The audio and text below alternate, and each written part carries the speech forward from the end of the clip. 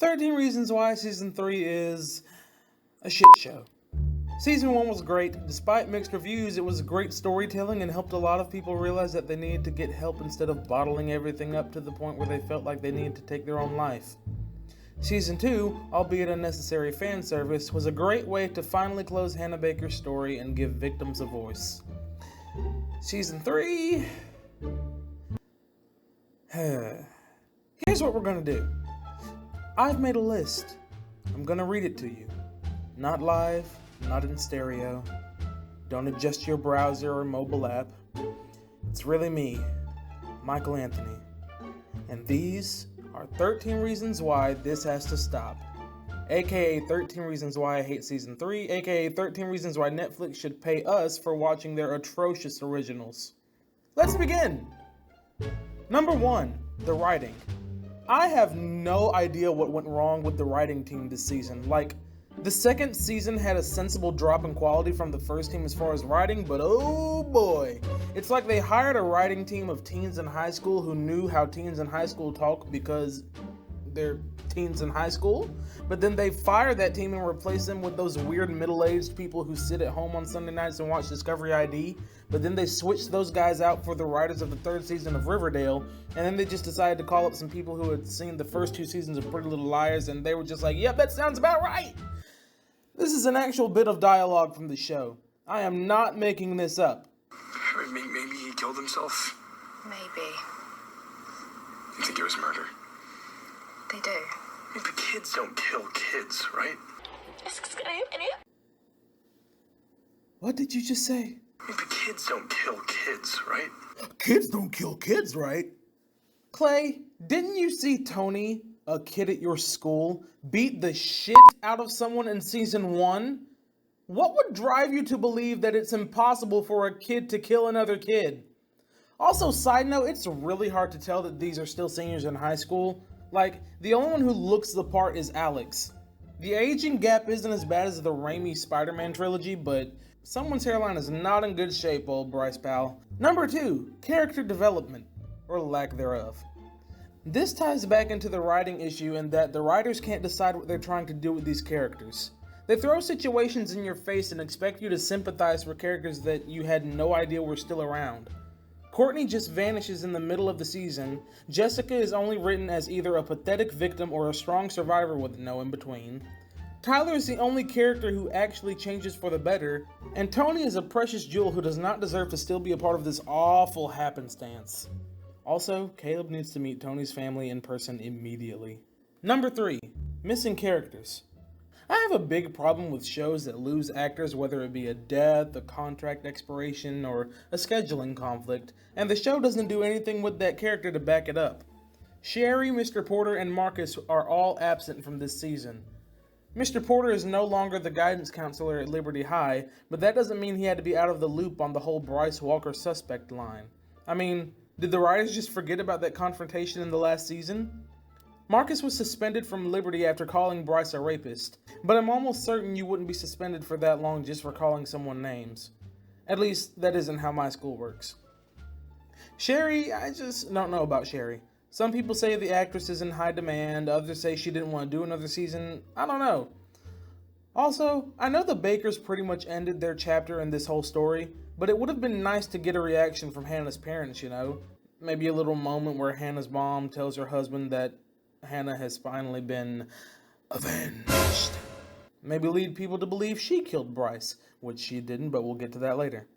I guess it's more of a personal preference for me because Sherry, Mrs. Baker, and Mr. Porter are literally my favorite characters in the entire span of the show, and I didn't even get to see them. Number 4, this bitch. I absolutely despise Ani.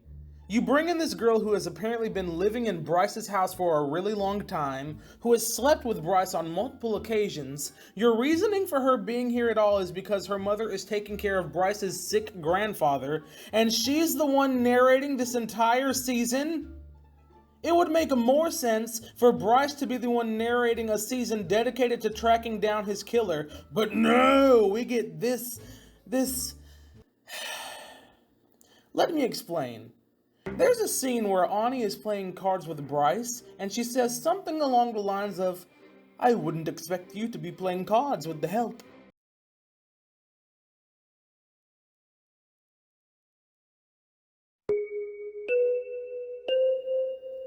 The help?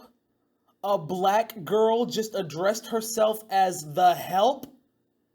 You know what? I'm just gonna move on because I'm gonna end up ranting for 3 hours. Number 5. Clay Jensen is a static character. Clay was my favorite character in Season 1. Season 2? Season 3? Clay's sole purpose in this season is to be a primary suspect in Bryce's murder. That's all. After finding out Bryce is dead, Justin tells Clay what someone should have been telling him all along. He straight up tells Clay that he doesn't know everything. Clay only knows his truth. It's like Clay's truth has to be the only truth. He's like that one guy at a party who supports a certain orange Cheeto Dusty political figure and tries to make everyone uncomfortable with his beliefs. Hashtag Clay Jensen is over. Number 6. Montgomery De La Cruz. Monty is awful. He faces prison time for his assault on Tyler and is also wrongfully imprisoned for Bryce's murder. And then he dies in prison off screen. It's so casually done too, like Anya is telling Deputy Standoff some stuff and then he goes, "Oh, hey, that Monty guy, he's dead." Then the writers do what they normally do. They try to make you sympathize with the bully. Monty is revealed to be gay, but he can't come out because of his father's beliefs. And many people can relate to this. About that. Why do we need to relate to a bully? I refuse to feel bad for someone who makes other people feel bad. Number 7. Flashbacks. This ties into the overall issue with writing once again. The way they go about telling the story of Bryce's death is really confusing because they continue with the trope of flashbacks. But this time, flashbacks are on crack.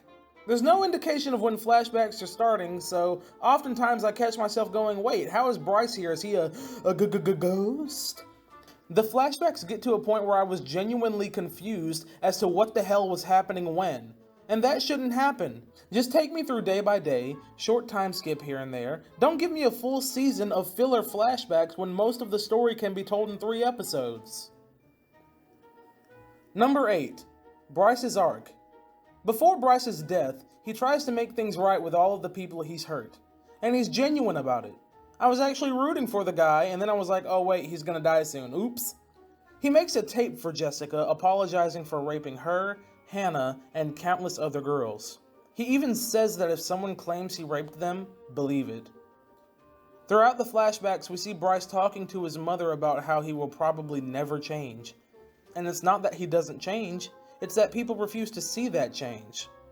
And I'm kind of on the fence because I don't want to sympathize with a bully, but this bully in particular actually showed signs of change. Monty, on the other hand, didn't even try to make things right with anyone. He was an utter douche up until the end of the line. Bryce genuinely tried to change. And just when he's on the right track, shit hits the fan and he's dead. This is on the list because I really wanted people to see that Bryce was becoming a better person, but the writers didn't give him that privilege. Number 9. The Zach Fakeout. In the final episodes, Clay is arrested. Zach seemingly reveals to Alex that he is the one responsible for Bryce's murder. He goes to turn himself in, and Deputy Standall and the asshole sheriff guy come in to interrogate him. Zach explains how he beat the absolute shit out of Bryce and then left him on the pier, still breathing. Deputy Standall says there was water in Bryce's lungs when he was found and that the cause of death was drowning. The writers basically put Zach through an anticlimactic game of Got Your Nose Murder Edition. I hate double twists. You cannot have 2 twists back to back. He did it. Oh wait, he was very close to doing it, but he didn't do it. Yuck. Number 10. The Culprit.